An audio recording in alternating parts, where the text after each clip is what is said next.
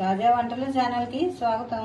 దేవి నవరాత్రులు 7వ రోజు అమ్మవారికి చాలా ఇష్టమైన శనగలు తాలింపు పెడుతున్నాను. ఈ శనగలు తాలింపు అంటే అమ్మవారికి చాలా ఇష్టం. కాబోలి శనగలు 1 కప్పు తీసుకుని మనం 4 నుంచి 8 గంటల వరకు నాననివ్వాలి. నానిన తర్వాతే బాగుంటాయి. మనం నైట్ నానబెట్టేసుకున్నాం అనుకోండి, పొద్దున్న చేసేటప్పటికి నానుంటాయి. ఈ తాలింపు పెట్టేసుకున్నప్పటికి పూజ టైంకి రెడీ అయిపోతాయి. కప్పు శనగలు నైటే నానబెట్టుకోవాలి. 2-3 సార్లు ఇప్పుడే కడిగేసుకునండి.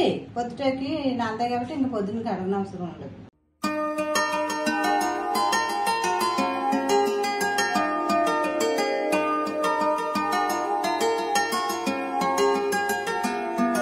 వెల్కమ్ టు తాజా వంటలు. నేను మీ స్వరాజ్యలక్ష్మి అండి. శనగలు పొద్దుటికి ఇలా నానిపోయినండి. ఈ రకంగా నానిపోయిన శనగలో కుక్కర్లో వేసేసుకుని 3 విజిల్లు రానిద్దామండి.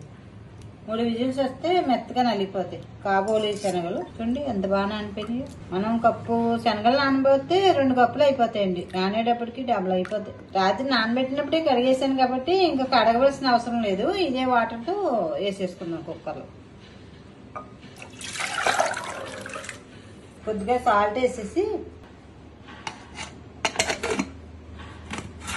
స్టవ్ మీద పెట్టేసి 3 విజిల్ రానిద్దాం.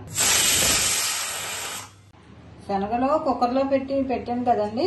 3 విజిల్స్ వచ్చేసినాయి. ఫ్రెష్ అంతా చల్లారిపోయింది. ఇప్పుడు అడుగున ఖాళీ గిన్నె పెట్టుకునండి. పైన ఇలా జాలి పెట్టి శనగలన్నీ ఆ జాలీలో వేసేస్తే వాటర్ అంతా కిందకి వెళ్ళిపోదు.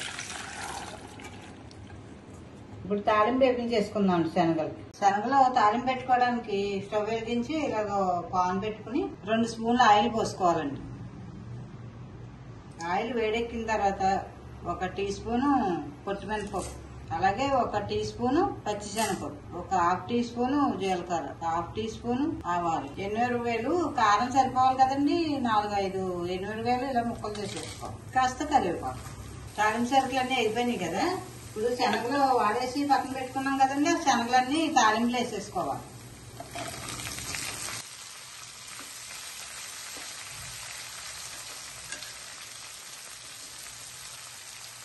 శనగలు అలా వెళ్తా ఉండగా 1 అర టీ స్పూన్ సాల్ట్. శనగలకి సరిపోవాలి కదండి సాల్ట్. అలాగే 1 అర టీ స్పూన్ కారం, 1 హాఫ్ టీ స్పూన్ పసుపు. స్టవ్ సిమ్లో పెట్టేసి శనగల్లో నీరు ఉంటుంది కదండి. ఇప్పుడే కుక్కర్లో తీసాం కదా. మనం ఎంత వాడేసినా కాస్త వాటర్ ఉంటుంది శనగలు. స్టవ్ సిమ్లో పెట్టేసుకుని వాటర్ అంతా లాగేలాగా శనగలు వేగనివ్వాలి. వాటర్ అంతా ఎగిరిపోవాలి.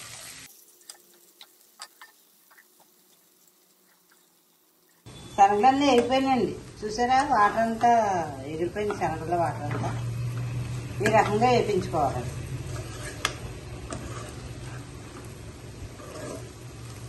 దేవి నవరాత్రుల్లో అమ్మవారికి చాలా ఇష్టమైన 7వ రోజు ప్రసాదం శనగల తాలింపు. కాస్త చల్లారిన తర్వాత అమ్మవారికి నివేదన చేసుకో. ఈ చల్లారిన తర్వాత అండి పైన కాస్త కొబ్బరికూర వేసుకుంటే బాగుంటుంది.